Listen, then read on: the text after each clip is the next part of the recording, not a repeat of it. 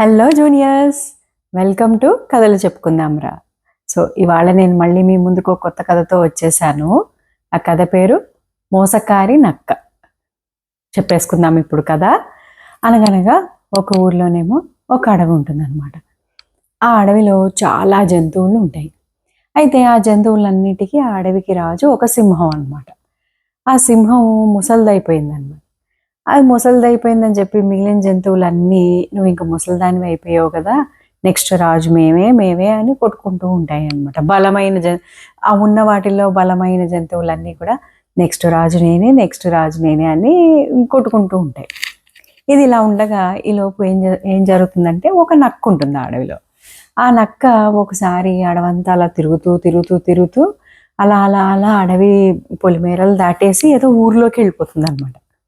అయితే ఆ ఊర్లో చాకలి వాళ్ళు బట్టలు నీళ్ళల్లో, అన్ని రకాల బట్టలు నీళ్ళల్లో తడిపి జాడించి ఆరేసుకొని ఉతుకుతూ ఉంటారు కదా.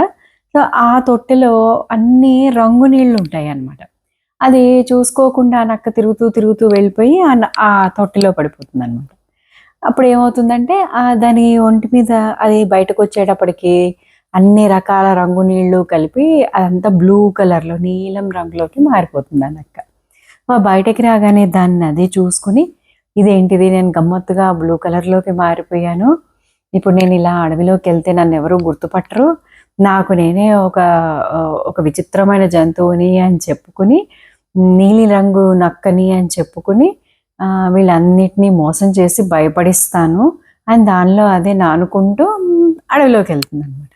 మళ్ళీ అడవిలోకి వెళ్ళి ఆ జంతువులందరినీ అందరికీ దాని కలర్ చూపించి, చూడు నేను ఒక విచిత్రమైన నక్కని, నేను ఒక గిఫ్టెడ్ ఫాక్స్ని, కాబట్టి నేనే రాజుని, మీరందరూ నేను చెప్పినట్టే వినాలి అని భయపడిస్తుంది అనమాట.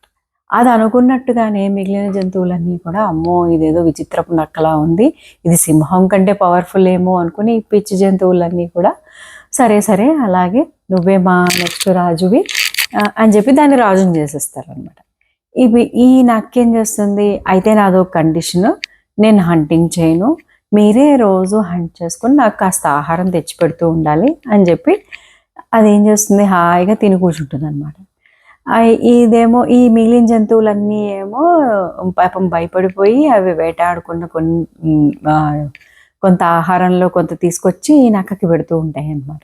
ఇది హ్యాపీగా ఎంజాయ్ చేస్తూ ఉంటుంది, రోజులు వెళ్ళబెడుతూ ఉంటుంది. ఇది ఇలా ఉండగా ఓసారి ఏమవుతుందంటే పెద్ద వర్షం కురుస్తుంది అనమాట. అది ఎంతకీ 2 రోజులైనా వర్షం ఆగట్లేదు, జంతువులన్నిటికీ ఆకలేస్తోంది. అవి అనుకుంటాయి, అయ్యో ఈ వర్షం ఆగట్లేదే, మనం ఈ వర్షం ఆగకపోతే వేటకి ఎప్పుడు వెళ్ళి మనం మన ఆహారం సంపాదించుకుంటాము, ఎలాగా అని ఆలోచించి ఇవి ఏం చేస్తాయంటే, మన అడవిలో జంతువులన్నిటికీ రాజు ఈ నీలి నక్కే కదా, దాని దగ్గరికి వెళ్ళి రిక్వెస్ట్ చేద్దాం అని చెప్పి అన్నీ వెళ్ళి, ఓ మహారాజా ఈ వర్షం ఆగట్లేదు, మాకు ఆహారం లేదు, మీకు కూడా, మాకు లేకపోతే మీకు కూడా ఉండదు కదా, మీరు ఏదో ఒకటి చెయ్యాలి అంటే, మీకెందుకు, నేను ఈ వర్షాన్ని నేను ఆపేస్తాను కదా అని చెప్పి ఇది పెద్ద ఓవర్ యాక్షన్కి పోయి ప్రగల్భాలు పలికి బయటకు వస్తుంది అనమాట. దాని గుహలోంచి బయటకు వచ్చి ఏదో యాక్టింగ్ చేస్తుంది అనమాట, వర్షాన్ని ఆపుతున్నట్టుగా.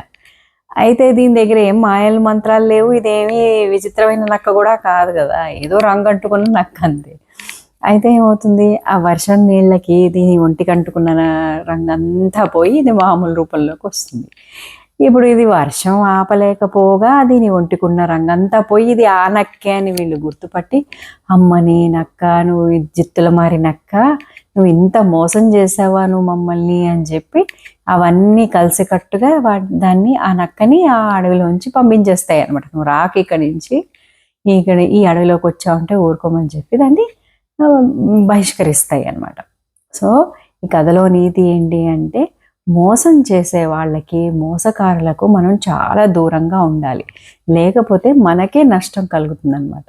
సో అర్థమైందా ఫ్రెండ్స్, ఎప్పుడూ కూడా బ్యాడ్ పీపుల్, బ్యాడ్ ఫ్రెండ్స్కి చాలా దూరంగా ఉండాలి మనం. ఓకేనా? సో మళ్ళీ నెక్స్ట్ టైం ఇంకో కథతోటి మీ ముందుకు వచ్చేస్తాను.